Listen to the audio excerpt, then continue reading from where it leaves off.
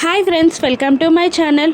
మిత్ర నమ్మడానికి మనీష తను ప్రెగ్నెంట్ అంటూ నాటకం ఆడి వాంతులవుతున్నట్టు యాక్టింగ్ చేస్తూ ఉంటుంది. పాపం అది నమ్మిన మిత్ర మనీష వామిటింగ్ చేసుకుంటూ ఉండగా వెనకాల నుండి పట్టుకొని చెవులు మూసి జాగ్రత్తగా చూసుకుంటూ ఉంటాడు. ఇక మనీష నీరసించిపోయినట్టు ముఖం వేలాడేయగానే దేవయాని ఇలా అంటుంటుంది, నీకేం కాదు మనీష, మిత్ర నిన్ను జాగ్రత్తగా చూసుకుంటాడు అని అనేస్తుంది. లక్ష్మి కాస్త వెటకారంగా తన ఫేస్ని పెట్టుకొని, అవును మనీష, నిన్న డాక్టర్ వచ్చి వెళ్ళినప్పటి నుంచి నువ్వు హాస్పిటల్కి వెళ్ళి చెకప్ చేయించుకోలేదు కదా, టెస్ట్ కూడా చేయించుకోలేదు.